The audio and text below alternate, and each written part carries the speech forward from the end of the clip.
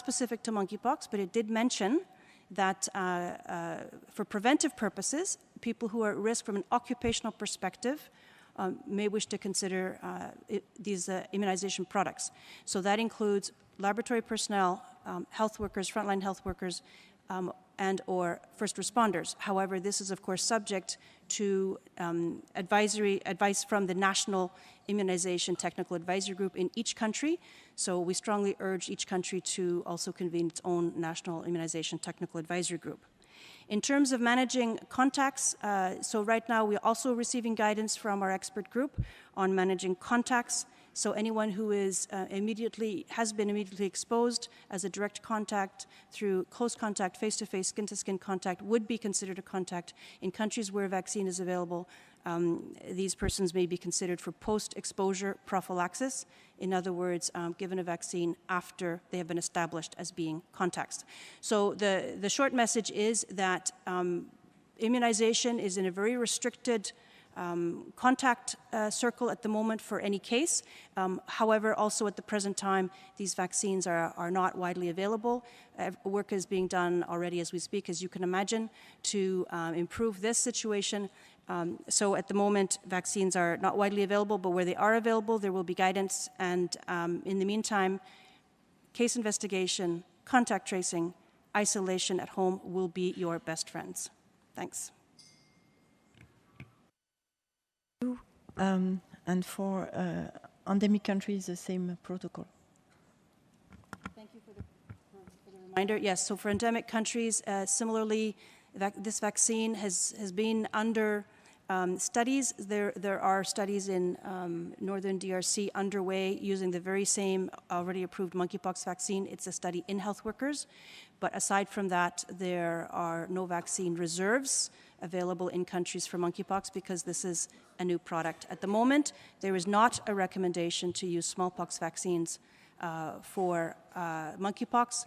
There may be some exceptions in some countries who have reserves and already have guidance in that line, but by and large, this will have to be discussed at national level, and we will be providing guidance on that as well.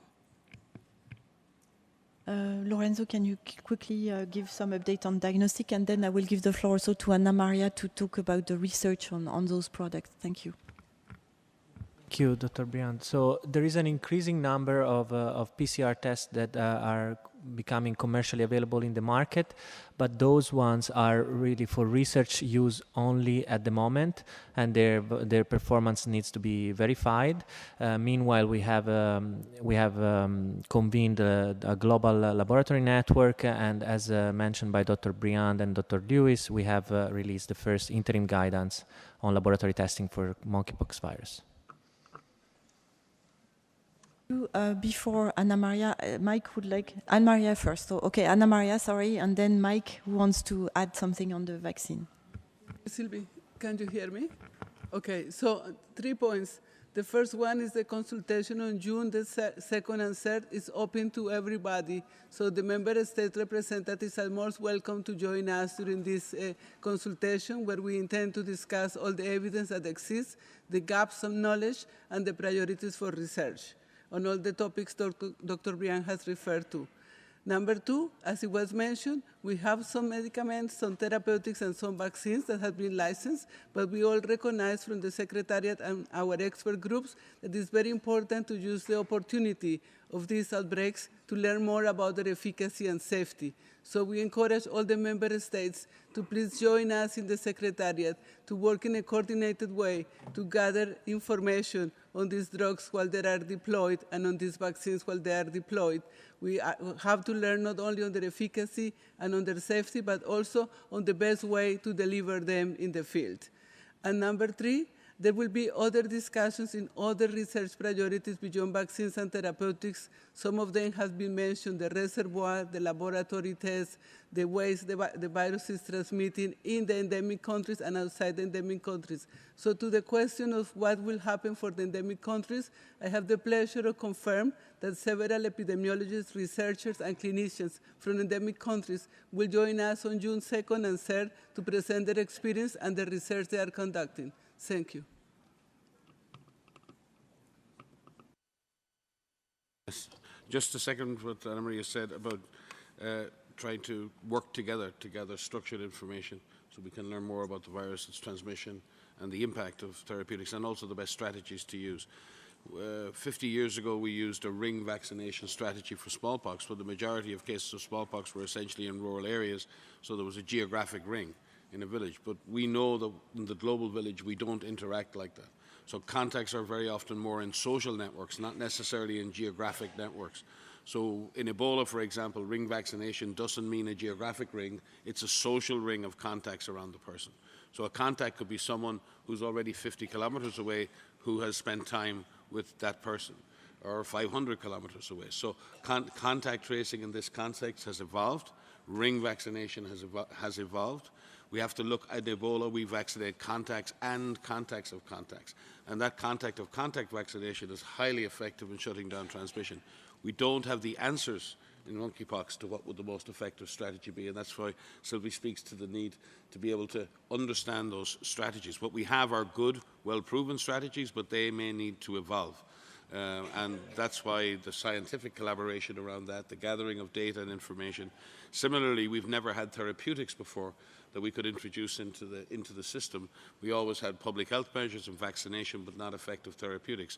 We have therapeutics now, which can be used to save lives, but also can be used to help reduce infectivity of infectiousness, and may help also in public health control. With those vaccines and therapeutics, it's very important that we have learned from COVID how to pool these resources.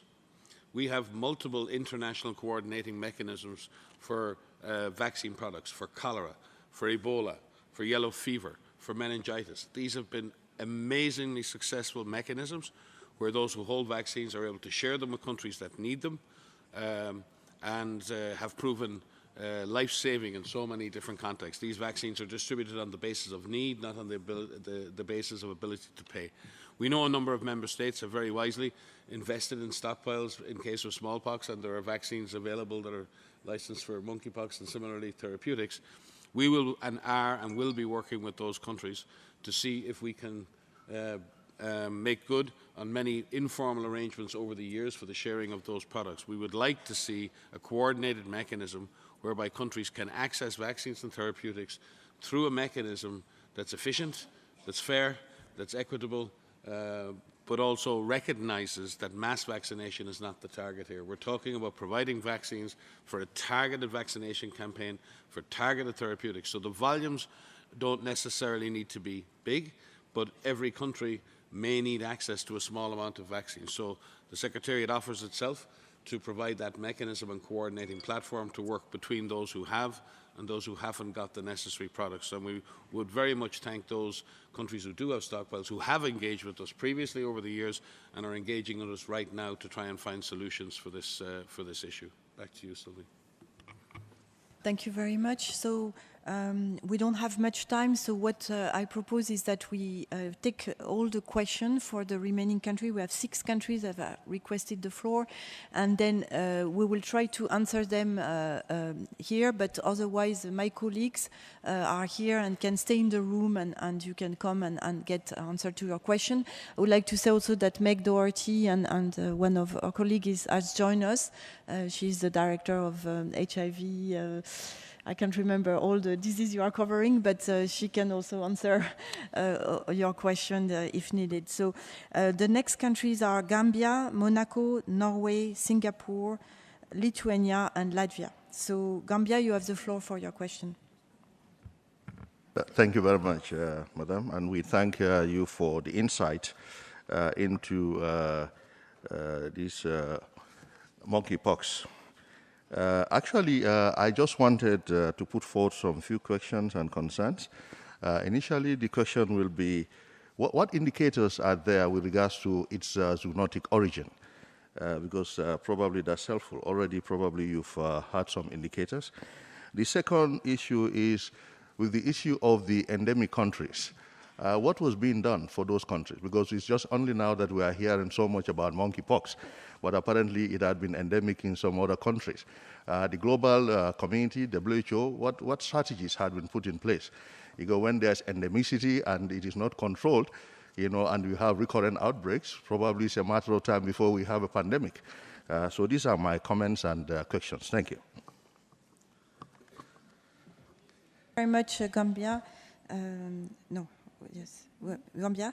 I have also 3 additional countries, Finland, USA, and Madagascar. So next one is Monaco, please. Je vous remercie. Thank you very much, merci pour ce Madam. briefing et Thank you ces for this informations. briefing and for the information D'abord, shared. si nous pouvions avoir First of all, la présentation could have qui soit the presentation distribuée par mail, ce serait extrêmement Distributed utile by email pour, to us, that would be pour very transmettre dans nos helpful capitales. for sending to our capitals. Deuxièmement, je vais Secondly, rebondir sur, I'm just gonna come sur ce back qui a été dit par to what was le said Chili. by On voit dans la Chile. presse, on voit dans We les see médias. in the press, On in parle beaucoup de different cette media. variole du singe, on parle beaucoup We aussi hear a lot about monkeypox. We're des seeing a lot about adénopathies monkeypox. chez les enfants, par exemple. We're Et hearing quelque about part, la its presse va plus vite impact que on l'OMS. children, and to some extent, the press is running away from WHO, going ahead faster. COVID, à quoi ça pouvait And we saw with COVID-19 what that could lead to. Je sais que c'est un effort So que vous êtes I know that mobilisés you sur le have made terrain an effort, you are pour, mobilized on the pour avoir ground des réponses. to Mais get le plus answers as d'informations quickly as que vous pouvez possible. mettre But sur le site listen, et as nous much donner à nous, information États as you could put on the membres, hors website des and réseaux, share with us, points focaux RSI, le plus ce besides sera just utile pour focal que nous points puissions and répondre. IHR, Merci beaucoup. it would be really, really useful to us. Thank you very much. Merci. Thank you. Then is Norway. Thank you, and I would also like to thank you for the information. So 2 questions on my side. So if it's the same sequence virus, do we still expect the same mortality? Because in one way you say this is a mild disease, but 3 to 6% mortality is really quite serious, especially in the young population.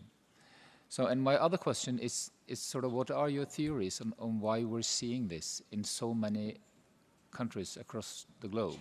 So how did this happen? Thank you. Thank you very much. The next one is Singapore. You have the floor. Thank you very much, Dr. Brian. So similar questions on epidemiology. First, to confirm the understanding that in endemic areas in Africa, it's mainly sustained by zoonotic spillovers rather than human-to-human transmission. And if so, then the question would be whether it's a question of research or whether it's known whether there are rodents in Europe or outside of Africa that might be capable of sustaining endemic transmission in animals. The third question, of course, will be then whether there's known human-to-animal transmission that might possibly seed such transmissions. I understand that this might still be a question of research, but what is known about these issues will be helpful. I also echo the request for slides to be sent to member states. It will be very useful. Thank you. Lithuania, you have the floor. They may have left. They left. Hmm? They left. The left, okay. Latvia. Thank you, WHO, for this technical meeting and guidelines which are published. And we agree that it is important information of public at this moment. And after COVID, we receive a lot of questions about the contamination measures in households.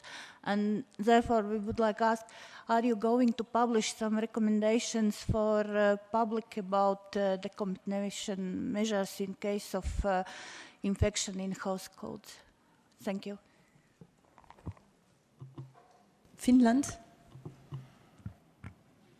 Thank you very much, and Finland thanks the Secretariat for organizing this meeting. We have a comment about the communication with missions. So we do not need any regular communication, but we believe that a virtual meeting now and then, when you have new information, would be useful, because then we can benefit from the questions of everybody, and you don't need to repeatedly answer them. Second, we would very much appreciate that when there's something significantly new, that we get the brief before the media, because our experts have to respond to the questions of the media immediately after WHO publishes the information to the media. So one day before would help us very much. Thank you very much. US. Yes, we'd like to join others in thanking the Secretariat for this very helpful briefing and join the call for additional information sharing. But I would like to follow a little further on information. There is a fair amount of misinformation already, and if you could talk some more about what WHO is doing or what resources might be available to counter that misinformation. I think this is a particularly acute issue regarding stigma for certain populations. So if you can maybe comment on that as well. Thanks. Thank you. And last, Madagascar, on my list at least. Madagascar. Merci pour la parole. Nous félicitons l'OMS pour cette présentation qui est concise. En fait, ma question repose premièrement sur les techniques qui sont actuellement mises en œuvre donc pour le diagnostic de cette maladie. Est-ce que ce sont des techniques fait maison? Est-ce que ce sont des kits fabriqués avec des amorces concoctées par l'équipe de l'OMS? Si c'est le cas, quand est-ce que les techniques seront disponibles sur le site pour que nous puissions faire le diagnostic dans nos pays respectifs, mais surtout pour que les techniques soient homogènes dès le départ, pour qu'on puisse allier au séquençage votre technique, puisque de toute façon, actuellement, on entre déjà dans l'ère de ce séquençage. Je trouve qu'il est important d'harmoniser les techniques dès le départ pour pouvoir suivre l'évolution de la maladie. Merci.